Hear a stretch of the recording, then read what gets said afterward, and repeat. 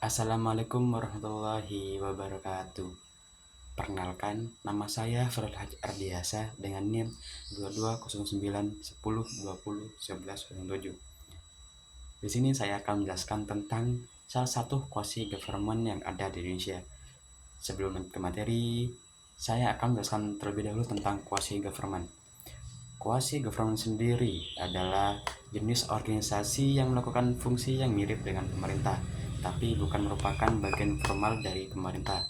Quasi government biasanya didanai oleh pemerintah, tetapi mereka adalah entitas yang terpisah dan tidak tunduk pada tingkat pengawasan atau kontrol yang sama seperti lembaga pemerintah. Badan kuasi pemerintah adalah badan usaha yang menyediakan layanan pemerintah tertentu, karena status khusus mereka tidak sepenuhnya merupakan lembaga pemerintah, tetapi juga bukan bisnis swasta. Ada sejumlah alasan mengapa negara mungkin perlu atau memilih untuk menggunakan quasi government. Salah satu alasannya adalah membiarkan fungsi atau kegiatan tertentu dilakukan di luar struktur pemerintahan formal yang mungkin lebih efisien atau efektif. Quasi government juga dapat digunakan untuk memberikan layanan atau dukungan kepada kelompok tertentu, sektor tertentu dari populasi, seperti perumahan, berpenghasilan rendah, atau proyek infrastruktur. Dalam hal ini akan membahas tentang perusahaan listrik negara atau yang biasa kita kenal dengan sebutan PLN. PT PLN adalah sebuah badan usaha milik negara Indonesia yang bergerak di bidang ketenaga listrikan. PLN merupakan salah satu perusahaan penjual listrik di Indonesia. Dalam pelayanan pendistribusian kelistrikan, PLN membagi unit induknya ke dalam beberapa unit induk berdasarkan pada sistem tenaga listrik, yaitu pembangkitan, transmisi, dan distribusi. Karakteristiknya ada 4. Untuk yang pertama, keterkaitan dengan pemerintahan pemerintah. Memberikan subsidi untuk operasional PLN sehingga memacu pengupayaan investasi PLN untuk infrastruktur. Pemerintah juga melakukan upaya penghematan energi listrik demi masukan listrik yang berkesinambungan. Untuk yang kedua, kedudukan di bawah pemerintah. Kedudukan PT PLN yang merupakan badan usaha milik negara sebagai pemegang izin usaha penyediaan tenaga listrik dalam penugasan pemerintah untuk melakukan layanan publik dengan membeli tenaga listrik yang berasal dari pembangkit tenaga listrik yang berbasis energi terbarukan.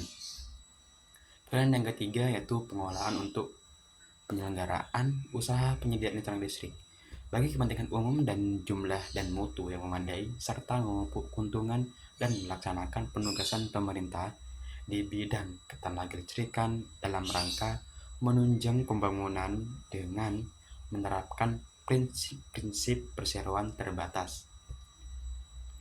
Keempat, sumber pendanaan. PLN memiliki 2 sumber pembiayaan, yaitu swakelola atau kerjasama dengan Badan Usaha Tenaga Listrik atau BUTL swasta.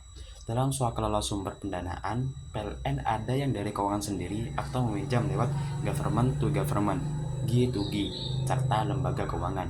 Untuk G2G sendiri, biasanya PLN memakai SLA yang proyeknya telah ditetapkan dalam Blue Book 2015 sampai 2019. Di sini pemerintah harus membuat perjanjian utang dengan pihak luar negeri dahulu sebelum disetujui DPR. Proses ini memakan waktu yang sangat lama. Pada peminjaman lewat lembaga keuangan seperti perbankan, PLN kerap melakukan penerbitan surat utang atau sekuritas aset. Pada skema sekuritasi aset dilakukan melalui instrumen efek beragun aset (EBA), yang mana PLN akan mengkonversi pendapatan pada masa depan menjadi surat berharga di awal. Akan tetapi, ada satu lagi sumber dan skema yang lebih dianggap mudah dalam pembiayaan tanpa jaminan pemerintah. Caranya adalah melalui Export Credit Agency atau ECA. ECA merupakan lembaga keuangan yang bertindak sebagai agen pemerintah untuk mendorong ekspor dari negara asal teknologi atau produk itu berasal.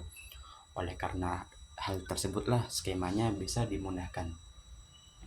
Alhasil, PLN pun bisa menjalani bisnis murni, sehingga proses birokrasi lebih pendek. Namun, tetap dalam prosesnya harus mendapat persetujuan terlebih dahulu dari 5 kementerian. Menteri tersebut yaitu Menteri BUMN, Keuangan, SDM, Bappenas, Menko Perekonomian, dan termasuk juga Gubernur Bank Indonesia. PT PLN sendiri berada di antara pemerintah dan bisnis swasta.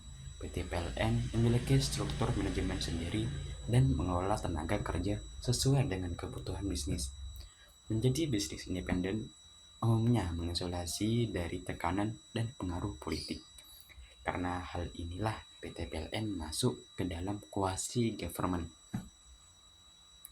PLN merupakan salah satu perusahaan penjual jasa listrik di Indonesia.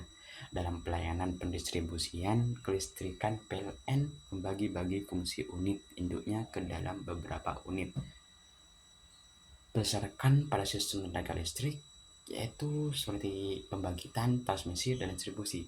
Selain itu juga unit induk atau pusat layan sebagai penunjang berlangsungnya perusahaan.